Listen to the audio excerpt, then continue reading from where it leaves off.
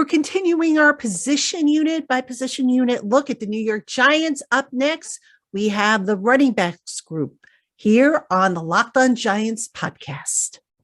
You are Locked On Giants, your daily New York Giants podcast. Part of the Locked On Podcast Network, your team every day.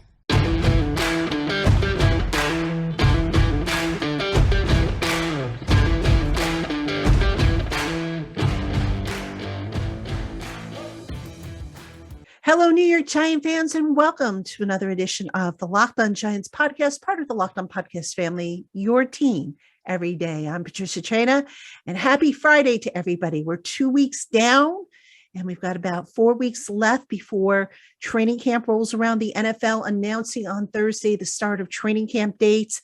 The Giants rookies will report to the Quest Diagnostics Training Center on July 19th. The veterans on July 26th. First of the acclimation practices will be on July 27th, and I believe it's a 5-day period for them to become acclimated before we get them into pads. So we are getting so close, folks. I can't wait. But in the meantime, we are going to take a look at every position unit on the team. We're going to look at who the players are. We're going to look at the questions.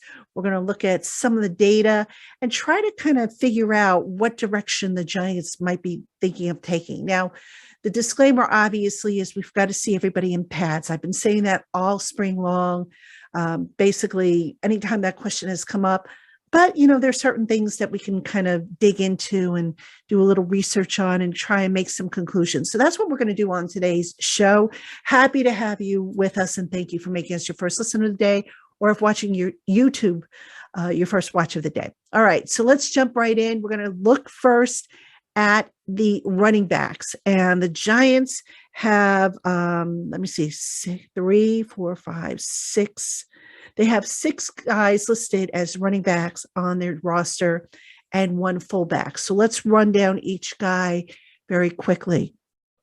Obviously, the top dog is Saquon Barkley. He is the incumbent starter. All right. Barkley had a pretty good spring, a lot of interesting ways they were deploying him, looked fresh, looked healthy, looked poised to have a big season. But of course, again, you're working in the spring. There's really no contact.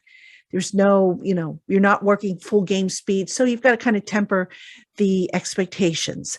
Behind Saquon Barkley is scheduled to be Matt Breida, who was with Buffalo last year for a year as a backup. So Breida is going to not only be the backup to Saquon. I don't even know a backup is a good way to put it. I have a feeling Breida is going to see a fair amount of snaps. Maybe not, definitely not as much as Saquon, but I think Breida is going to see his fair share of snaps.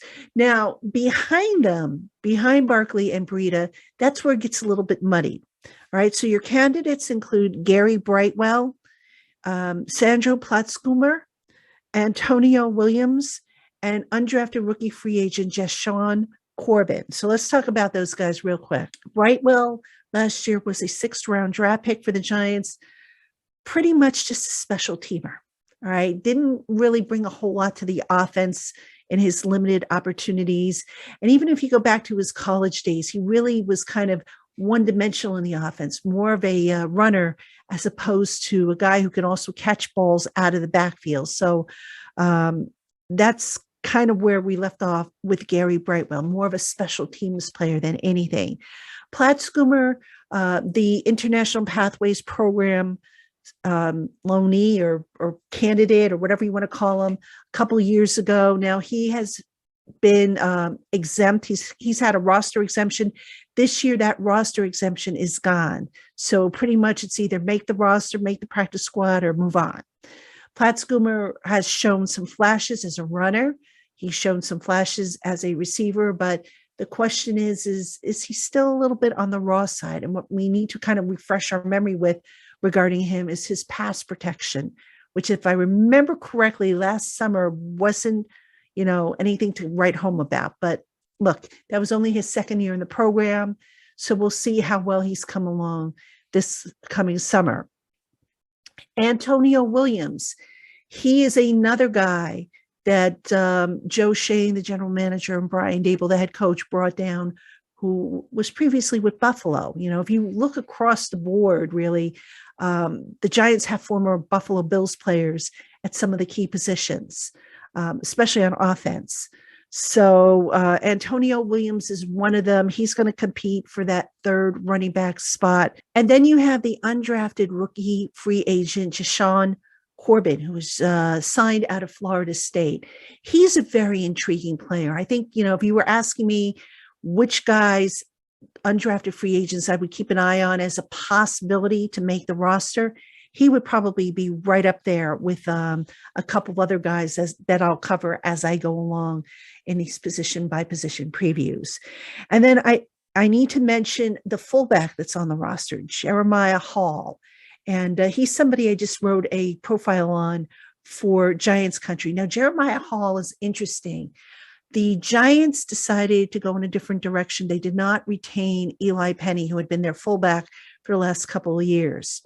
Jeremiah Hall is actually a lot more versatile. As a matter of fact, if you look at a lot of the players on this roster, you'll see a lot of versatility, guys who could do more than one thing. And that includes Jeremiah Hall. He could be the H-back. He could be a fullback. He can be a halfback.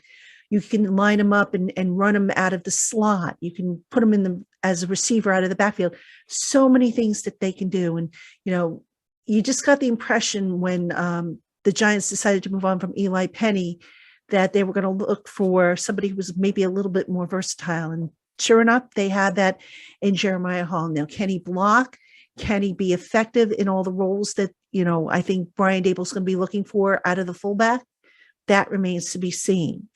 All right. So those are the guys listed as running back / fullback on the Giants. Now we'll talk about keys and questions coming up right after this. All right, Giant fans, we have more coming up on today's LockedOn Giants podcast. But first, BetOnline.net is the only place that offers all the best information on the latest odds, contests, and player props for all your sports betting needs. No matter what sport you're into, BetOnline.net has you covered. Plus, they offer everything you need to know for live betting and your favorite Vegas casino games. Head on over to BetOnline.net today to learn more about the trends and the action. BetOnline, where the game starts. All right, Giant fans, welcome back to the LockedOn Giants podcast. I am Patricia Traina, and we are taking a look at the New York Giants running backs. And this is going to be a very interesting competition because there's some questions here beyond backs number 1 and backs number 2, which are Saquon Barkley and Matt Breida. Of course, injuries, assuming there were no injuries. So let's take a look at some of the, we'll start with some of the questions. The biggest one, how many guys are they going to keep? Will they keep 3 running backs and a fullback? Will they go with 4? Will they go with more? My gut feeling is they're going to go with 3 running backs and a fullback, and they will maybe stash a running back on the practice squad. Now, what I did was I was kind of curious to see the Buffalo offense under Brian Dable. I wanted to see the just how much the running backs contributed to the offense, what percentage they did. So I went back and I looked at that. And the first 2 years that Dable was the offensive coordinator up in Buffalo, 2018, 2019, the rushing attack accounted for 46.4% and then 45.6% of the offense. Then when Josh Allen started to come of age in his 3rd season, 2020, 2021, the amount of, or the percentage of the Buffalo Bills running game kind of dropped. So in 2020, it was 39.7% of the offense. And in 2021, 40.3% of the offense. So again, that kind of dropped as the quarterback got better and more secure and comfortable in the offense. So I don't know if that's a trend to necessarily carry over to the Giants because, Buffalo didn't really have a guy like Saquon Barkley. But I would venture to guess that there's a good possibility that until the passing offense starts to click, you could see maybe a heavier use of the running game to start things off. And then once everything clicks, maybe the running game's usage will decline a little bit as we go through the season. So that'll be something interesting to keep an eye on as we go through the 2022 season, if that running game starts to decline a little bit as far as how often it's deployed. Okay, so another question. Who is number 3 behind Saquon and Matt Breida? If I had to take a guess right now, I'm going to say Corbin. All right. And again, I need to see them with pads on, but Corbin to me just seems like to be the most complete guy, the most ready guy, a guy who has, kind of the pedigree, no disrespect to Platt Schoomer, who is still kind of new and getting his teeth, his feet wet in the NFL level. Antonio Williams, I don't know if he's, maybe he's practice squad, if anything. But I really like Corbin. I think Corbin can be one of the sleepers amongst the running backs. Now, I also think the Giants are going to look to keep a fullback. Now, will it be Jeremiah Hall? Now, I mentioned in the last segment that Jeremiah Hall was very versatile. So kind of the type of fullback that I think Brian Daboll looks for in his offense. So we'll see if he's kept. Now, you're probably saying, gosh, Pat, 3 running backs, that's kind of small. That's a small amount to keep. Well, yeah, you're going to have guys on the practice squad, but here's something else you need to consider. How many design runs will there be called for Daniel Jones, Wan'Dale Robinson, and Kadarius Toney? So maybe the Giants can get away with keeping one less full running back on the roster with the intention of they're going to work some of those other guys that I just mentioned into the running game plan. Hopefully not too often with Daniel Jones, but I could still see it happening with some design runs, maybe a few RPOs here and there. So that's something that I think is going to ultimately factor in on how many they actually keep on the active roster, especially as they have injuries. And if they need to kind of steal a spot from a position group, that's a group that I could see them stealing a spot from. All right. And then another question that we need to discuss. Can Saquon be Saquon again? Now, I did a show on this a couple of weeks ago. Saquon Barkley in the springtime looked lively. He looked confident. He looked poised to just really break out and have a big year. That being said, that's how he looked last year, all right, in the beginning of the season. That being said, remember, there was no contact and everything wasn't run at full speed. So cautious, you could say that I'm cautiously optimistic that Saquon will be Saquon again. But here's what I need to see more of this summer from him in training camp. Does he still have that burst? Does he still have that elusiveness that he had pre-injury? That's going to tell us a whole lot as to whether or not Saquon can be Saquon again. There's no question that he can, be effective in space, that he can make guys miss, that he can be electric in the open field. All right. But as a runner, these are just some of the things we need to see. Does he have that burst? Does he have that elusiveness, that shiftiness? Can he be the guy he was prior to all these lower body injuries, the knee, the ankles, all that stuff? So that to me is still kind of a big question mark with Saquon Barkley. Again, I'm optimistic, but seeing is believing. Okay. Coming up next, we're going to talk about some concerns I have about the running back position. So stick around. We'll be right back. All right, Giant fans, welcome back to the LockedOn Giants podcast. Patricia Traina here with you. And we're talking about the Giants running back group as we preview the different position groups leading up to the start of training camp. And of course, leading up to our return to 5 days a week. Right now, we are on a summer schedule and we'll be on a summer schedule for the next few weeks. Probably coming back 5 days a week. I would say probably around mid-July is when we'll pick things up again. So Hope you'll stay with us. Appreciate you as always for tuning in. All right, let's talk about some of the concerns I have about the Giants running back group. And I think, the top one obviously is, can the Giants keep Saquon Barkley healthy? Now, when I say that, I'm well aware of the fact that last year Saquon's ankle injury was kind of a fluky type of deal. But here's the other thing that I guess kind of factors into my thinking. The more you run a guy, especially a guy who now has kind of an injury history, the more you're exposing him to potential harm. Now, I'm not saying wrap Saquon up in bubble wrap, but there is a thing, I believe, in overworking a guy. So I'm kind of curious to see what the balance is going to be between Saquon and Matt Breida. I don't think Breida is just going to be the type of guy who comes in once every 2 series to relieve Saquon.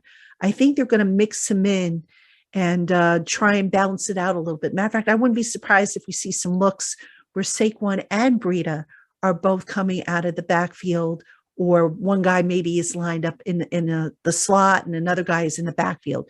So we could very well see them on the field at the same time in different roles. The other question, and this one's a big one as far as I'm concerned, regarding the running backs, is can the running game hold the offense over until the passing game comes together? Now, why do I say that? Well, you guys know that in the springtime, Kenny Golladay, Sterling Shepard, and Kadarius Toney were all sidelined with various medical issues. They are all, and it is anticipated that they are all going to be ready for training camp. All right. Shepard may or may not be. I have a feeling Shepard could end up starting on PUP, but that's going to be a kind of a game day decision, so to speak. So let's say, for example, that the 3 receivers aren't ready to roll. What does that mean for the Giants? All right. Well, we saw what happened last year when Daniel Jones didn't have his top receivers available to him. The chemistry was off, the timing was off, and the Giants' offense just didn't click. So my feeling is, and this is just a gut feeling I have, is that it is very likely the running game may have to sustain the offense until the receivers get healthy, get back on the field, and get in sync with the quarterback. Can they do that? I think they can. All right. But again, got to put the pads on, got to get contact, got to see how this rolls, because, the Giants, I think, moving forward with Brian Dable and offensive coordinator Mike Kafka, they're going to be a passing offense first. Just my gut feeling, based on trends, based on, my review of some of the statistics in Kansas City and also what they've done in Buffalo. It's just the philosophies that are going to kind of merge together. So can they do that? And if they can't, folks, it's going to be rough sledding. Now, again, I'm always optimistic. I think that the running game can sustain the offense if it needs to until the passing game gets up to snuff. Hopefully, we won't have to find that out, because hopefully the receivers will all be ready to rock and roll, and they will all look, they will build up that chemistry and start to look sharp, to where now the running game is just kind of like the icing on the cake. So that's probably my biggest concern. Now, I don't really want to make a prediction here regarding who's going to make the final roster, but I'm going to. All right. This is a very, very, very early guess on my part. Again, got to see them in pads. I'm just going based on the guys' backgrounds. I'm going based on what I think, based on what I saw on during the spring with how the running backs were deployed, what I think the offense is going to need. So I think obviously Saquon Barkley and Matt Breida are going to make the team 1 and 2. I suspect Corbin is going to be number 3. I think Hall will make the roster as a fullback.